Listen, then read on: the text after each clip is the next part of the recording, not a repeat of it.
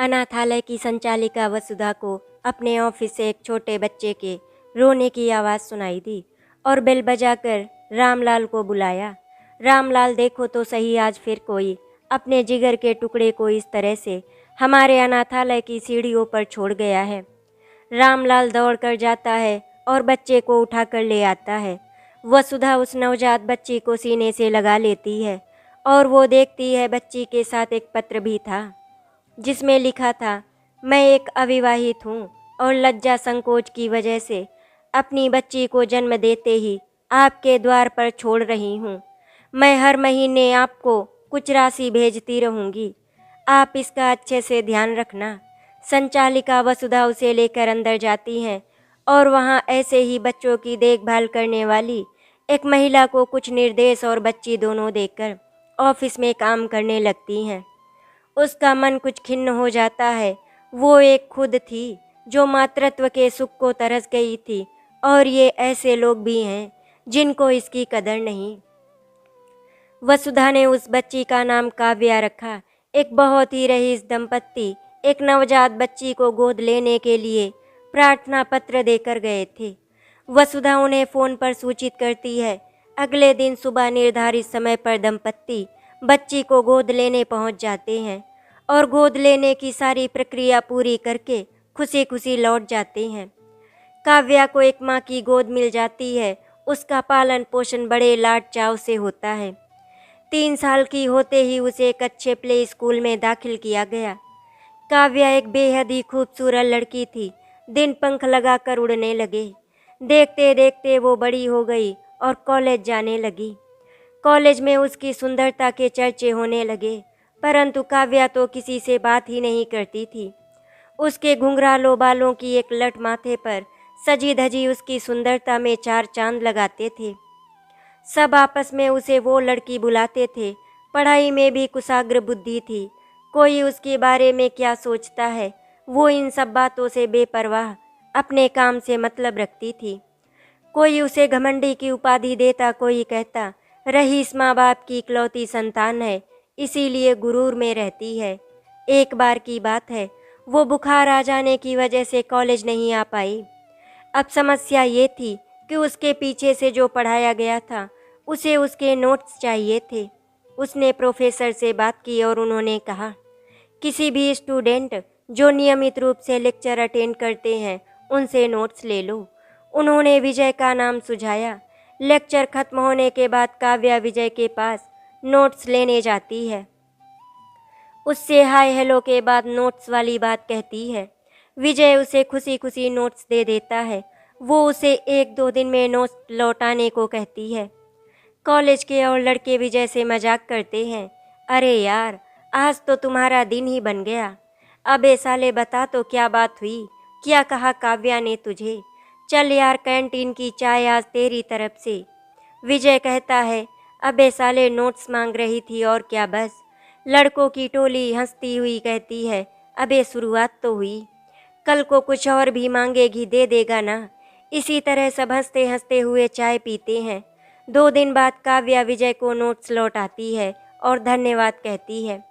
विजय कहता है कि धन्यवाद करना ही चाहती हो तो 1 कप चाय ही पिला दो कैंटीन में। काव्या कहती है, बस इतनी सी बात, चलो अभी पिला देती हूँ। और फिर दोनों कैंटीन की तरफ चल देते हैं। इतने में ही और लड़के भी आ जाते हैं। विजय और काव्या को ज्वाइन करते हैं। विजय उन लोगों को काव्या से इंट्रोड्यूस करवाता है। अब अचानक ही कहानी में एक नया मोड़ आता है। काव्या को जन्म देने वाली माँ, जो इतने सालों से अपनी बच्ची को इस प्रकार अनाथालय में छोड़ने की आत्मग्लानि को लेकर जी रही थी, उसकी शादी हो जाती है एक बड़े घर में। परंतु सभी ऐशो आराम की सुविधाओं के बाद भी आत्मग्लानि की जिंदगी जीने पर विवश थी। उसके पति की कार दुर्घटना में मौत हो जाती है। अब वो अकेली हो जाती है। नाते रिश्तेदार सब उसकी दौलत पर आंख गड़ाए बैठे थे। काव्या को जन्म देने वाली माँ का नाम है सुनीता। रिश्तेदार उसे सुझाते हैं, क्यों ना वो रिश्तेदारी से ही किसी बच्चे को गोद ले ले। उसके पति के छोटे भाई के 2 लड़के थे और माली हालात कुछ ज़्यादा अच्छे नहीं थे। वो बड़ी ही समझदारी से उन्हें टाल देती है। सब तरह तरह की बातें बनाते हैं। अपनी भूल सुधार करने का प्रयास करती है और अनाथालय की संचालिका वसुधा से मिलती है। वो बताती है कि उसने कितने साल पहले एक बच्ची को जन्म देने के बाद ही एक पत्र के साथ अनाथालय की सीढ़ियों पर छोड़ दिया था। वो उस बच्ची के बारे में सब कुछ जानना चाहती है। बहुत ही आग्रह और हाथ पैर जोड़ने के बाद वो उस दंपत्ति का नाम और पता बता देती है। सुनीता अगले ही दिन वहां पहुंच जाती है। वो कुछ सामान बेचने के बहाने से घर की डोरबेल बजाती है और इत्तेफाक देखिए कि दरवाज़ा काव्या ही खोलती है। सुनीता को एक प्रकार की आत्मानुभूति होती है और उसे यही लगता है कि वही उसकी बेटी है। उसका मन उसे गले लगाने को बेताब हो रहा था, परंतु करती भी तो क्या करती। थोड़ी देर में सामान्य होने पर वो उसे सामान वाली बात कहती है। काव्या कहती है कि माँ घर पर नहीं है, जिसका जवाब सुनीता इस प्रकार देती है, कोई बात नहीं, वो फिर आ जाएगी, और काव्या को एक गिलास पानी पिलाने को कहती है। काव्या पानी पिलाती है और सुनीता की आंखों में अपने लिए प्यार देखकर थोड़ा हैरान भी होती है। सुनीता उसे आशीष देकर वहां से चली जाती है। काव्या अपनी माँ को ये बात बताती है।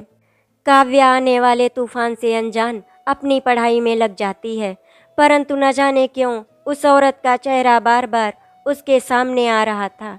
बेटी को मिलने के बाद सुनीता की आंखों की नींद हराम हो जाती है और वो पश्चाताप की आग में जल रही है। क्यों नहीं उसने उस समय हिम्मत दिखाई। अगर ऐसा हुआ होता तो उसकी बेटी आज उसके पास होती।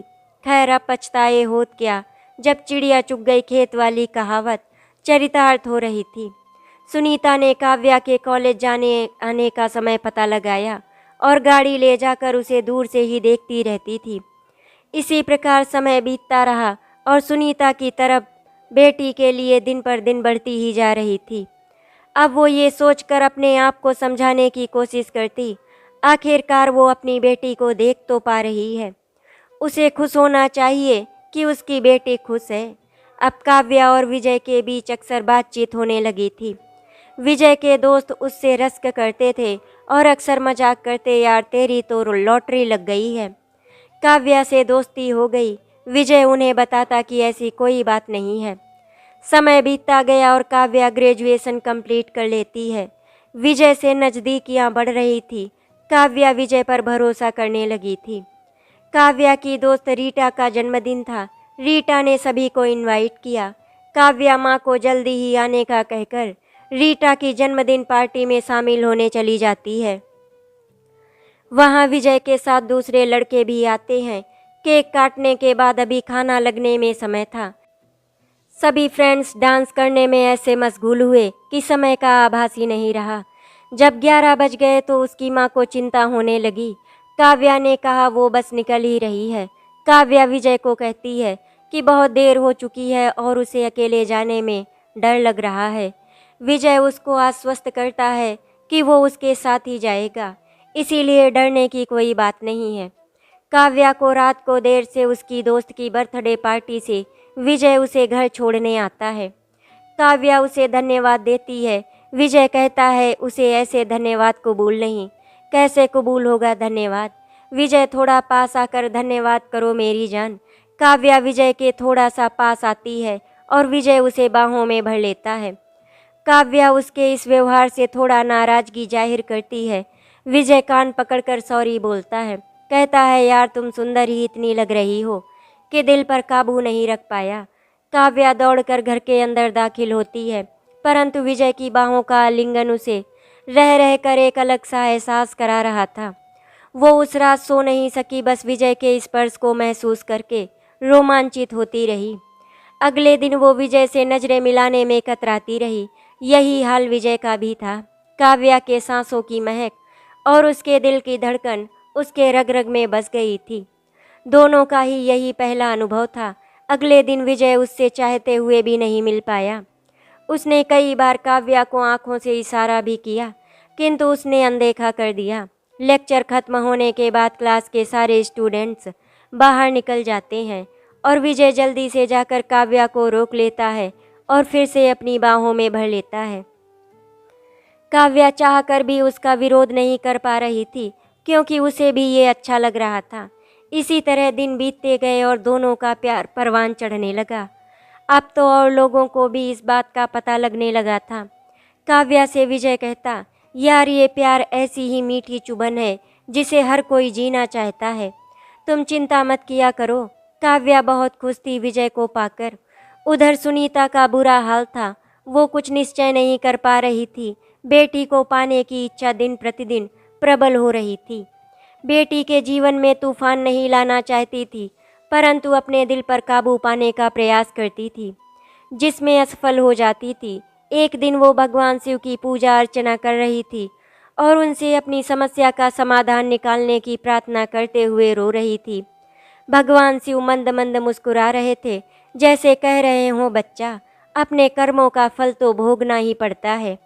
विजय और काव्या कॉलेज में ज़्यादा से ज़्यादा समय साथ साथ बिताते थे और देखते देखते कॉलेज के 3 साल का लंबा समय पंख लगाकर उड़ रहा था। फाइनल एग्जाम आने वाले थे। दोनों एक दूसरे से वादा करते हैं कि मन लगाकर तैयारी करनी है, क्योंकि ऐसा ना हो कि प्यार में वे अपनी मंजिल ही ना पा सके। कुछ अच्छा करेंगे तभी प्यार की दास्तान को मंजिल मिलेगी। देर रात तक पढ़ाई करते और नींद आने को होती तो एक दूसरे को वीडियो कॉल करते और बात करते करते सो जाते। परीक्षाएं भी हो गईं और दोनों ने परीक्षा में अच्छे अंकों से सफलता हासिल की। आखिरी पेपर के बाद थोड़ा साथ घूमने का प्लान बनाते हैं। मॉल में दोनों हाथों में हाथ डालकर घूम रहे थे कि काव्या की माँ भी वहीं मिल जाती है। माँ को देखकर काव्या पहले तो थोड़ा हिचकिचाती है, परंतु जल्दी ही संभलकर विजय को माँ से परिचित करवाती है। विजय माँ को अच्छा तो लगता है, परंतु यूं अचानक अपनी बेटी को किसी लड़के के साथ देखकर चिंता में भी पड़ जाती हैं। घर जाकर माँ काव्या से प्रश्नों की झड़ी लगा देती हैं। आखिर बेटी की माँ है, चिंता तो होगी ही। काव्या माँ को बताती है कि विजय एक अच्छा लड़का है।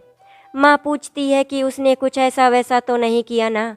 काव्या माँ के ऐसा वैसा का तात्पर्य समझते हुए कहती है, माँ ऐसा कुछ नहीं हुआ है हमारे बीच।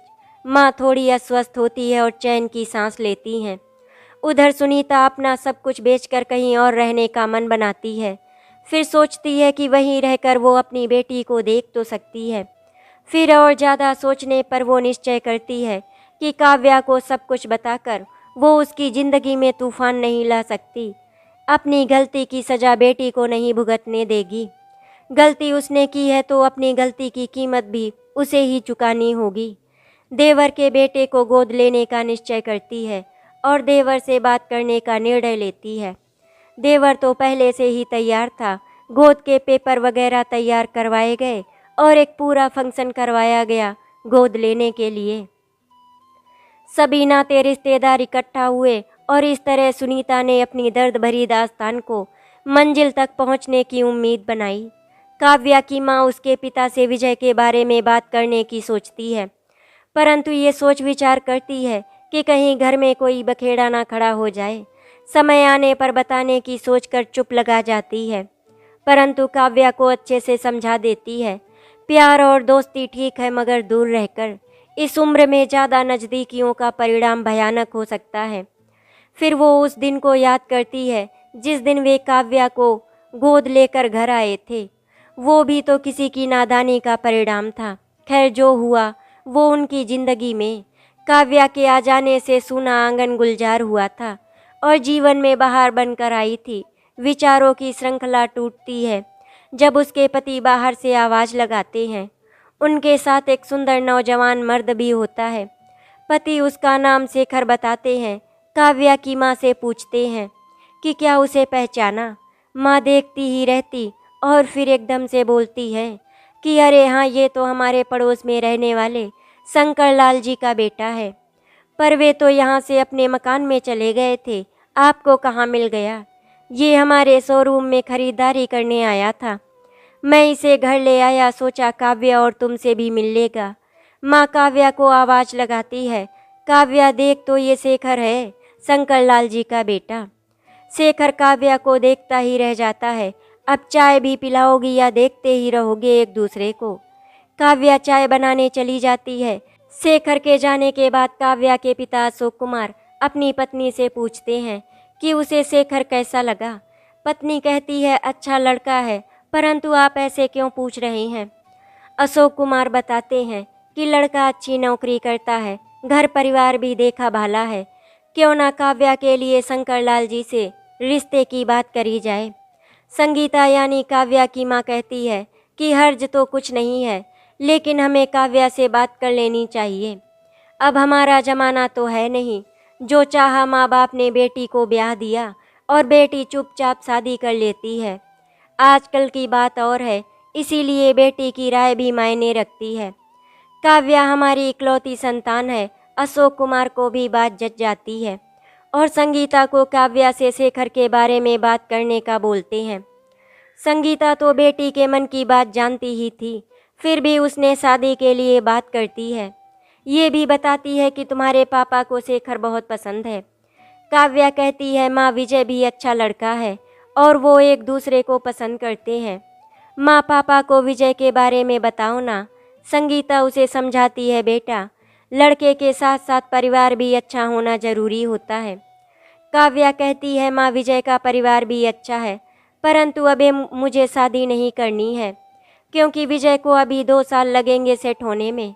तब तक मैं भी एमए कंप्लीट कर लूँगी। सुनीता अशोक कुमार को सब कुछ बताती है। अशोक कुमार भी चिंतन मनन करते हैं। कुछ सोचकर पत्नी से कहते हैं जिसमें काव्या की खुशी है, उसमें ही हम लोगों की खुशी है। काव्या एमए में एडमिशन ले लेती है और विजय को कोई तकनीकी कोर्स करने के लिए पुणे जाना होगा। उसे अब 2 साल तक वहीं रहना होगा, लेकिन बड़ा मुश्किल होगा ये 2 साल काटना तुम्हारे बिना काव्या। काव्या विजय को समझाती है कि सिर्फ 2 साल की ही तो बात है, जल्दी ही कट जाएंगे। काव्या के पिता अशोक कुमार को जब ये बात पता चली तो उन्होंने कहा विजय चाहे तो यहीं किसी कोर्स में एडमिशन ले सकता है और बाकी टाइम में मेरे कार शोरूम में काम देख सकता है। वैसे भी तो शादी के बाद तुम दोनों को ही तो सब कुछ संभालना होगा, क्योंकि वो अब 60 साल के होने वाले हैं। यही कारण है कि वो काव्या की शादी भी जल्दी ही कर देना चाहते हैं। काव्या विजय को सब कुछ बताती है और कहती है क्या पता तुम वहाँ जाकर मुझे भूल ही न जाओ। इस बात पर विजय उसको जोर से बाहों में भरकर पागलों की तरह प्यार करने लगता है। कैसे भुला पाऊंगा तुम्हें काव्या, कम से कम इस जन्म में तो नहीं। आलिंगनबद्ध काव्या विजय के दिल की धड़कन साफ सुन रही थी। उसकी धड़कन और भी तेज होने लगी थी। वो मदहोश सी हो रही थी। विजय को मनाने की भरपूर कोशिश कर रही थी। दोनों का ही दिल बेकाबू हुआ जा रहा था। उन दोनों को बाहर कुछ जोर जोर से बातों की आवाज़ आई तो दोनों की तंद्रा भंग हुई और होश आया तो जल्दी से एक दूसरे से जोर से लिपट कर अलग हो जाते हैं। अब विजय अपने पिताजी का फ़ोन नंबर काव्या को देता है और कहता है कि काव्या के पिता अशोक कुमार उसके पिता सुंदरलाल से उसके रिश्ते की बात करें। अगले ही दिन अशोक कुमार सुंदरलाल को मिलने उनके घर पहुंच जाते हैं। मिलने पर पता लगता है कि सुंदरलाल अशोक कुमार को पहले से ही जानते थे, क्योंकि वे अशोक कुमार के शोरूम में आते जाते रहते थे, क्योंकि उनका गाड़ी बेचने और खरीदने का ही काम था। अशोक कुमार अपने आने का प्रयोजन बताते हैं। इन सब बातों में वे ये भी बताते हैं कि विजय और काव्या एक दूसरे को पसंद करते हैं और विजय ने ही उनका नंबर दिया है। अशोक कुमार कहते हैं कि हमने तो कभी सपने में भी नहीं सोचा था कि आपसे यूं और इस प्रकार शादी विवाह को लेकर भी बातचीत होगी। सुंदरलाल भी हंसते हुए बोले, अरे भाई ये तो बच्चों की मेहरबानी है जो आज हम यूं मिल रहे हैं। अशोक कुमार और सब परिवार के लोगों के बारे में जानकारी प्राप्त करते हैं।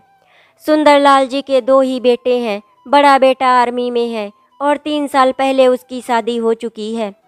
वो आजकल जम्मू कश्मीर में पोस्टेड है। अशोक कुमार भी बताते हैं कि उनकी इकलौती संतान काव्या ही है। वो पूछते हैं कि भाई अब आप कब आ रहे हो काव्या को देखने। सुंदरलाल हंसते हुए जवाब देते हैं कि हमारा देखना तो बस एक महज औपचारिकता मात्र है। इस प्रकार आने वाले समय अगले रविवार को अशोक कुमार उन लोगों को अपने घर पर आने का समय निश्चित करते हैं और वापस घर आकर अपनी पत्नी संगीता को सब कुछ विस्तार से बताते हैं। काव्या दूसरे कमरे में कान लगाकर सब कुछ सुन रही थी उसका दिल जोर जोर से धड़क रहा था। अब उससे रुका नहीं गया तो विजय को फ़ोन करती है। जनाब, अब तो हमारे मिलन की शुभ घड़ी आने वाली है। और वो विजय को सब कुछ बताती है। वैसे तो वो सब कुछ जानता ही था, क्योंकि अभी थोड़ी देर पहले ही काव्या के पिता मिलकर गए थे। फिर भी उसे काव्या से ये सब सुनकर खुशी हो रही थी। दोनों काफ़ी देर तक फ़ोन पर बात करते रहते हैं और बहुत खुश थे। दोनों ने ही ये नहीं सोचा था कि ये सब इतना आसान होगा। अब वो दोनों अपनी मंजिल के काफ़ी नज़दीक आ पहुँचे थे। रात के खाने के समय संगीता ने बताया, विजय और उसके माता पिता अगले रविवार को उनके घर आ रहे हैं। रात को सोने से पहले विजय का फिर से फ़ोन आता है और फिर न जाने क्या क्या बातें होती रहीं उन दोनों के बीच में। दोनों के सपने जो पूरे होने वाले थे। दोनों प्रेम की वादियों में चहकते हुए मिलन की रात का इंतजार करते हुए न जाने कब सोए।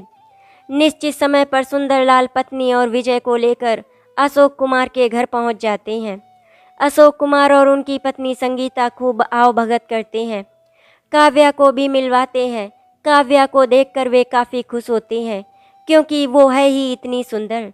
लंबी, अत्यंत खूबसूरत गोरे रंग और हिरने जैसी चाल, लंबे घने काले बाल जो उसने खुले रखे हुए थे।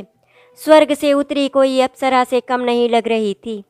बोलती थी तो मानो फूल झड़ रहे हों, पतले गुलाबी होंठ तो मानो खुद ही गुलाब हों। सुंदरलाल और पत्नी सुनंदा काव्या को देखकर गदगद हो रहे थे। होते भी क्यों ना इतनी सुंदर और आकर्षक बहू जो पसंद कर रखी थी उनके बेटे ने। सब बातें हो जाने के बाद अशोक कुमार और संगीता ने विजय, सुंदरलाल और उनकी पत्नी सुनंदा को शगुन के तौर पर चांदी के सिक्के और मिठाई दी। सुनंदा ने भी काव्या को अपने गले की चैन उतार कर पहना दी और इस प्रकार रिश्ता पक्का हो गया। उन्होंने शादी का शुभ मुहूर्त भी निकलवाने की बात कही। सुंदरलाल ने कहा वो अपने बड़े बेटे से बात करेगा उसकी छुट्टियों के बारे में।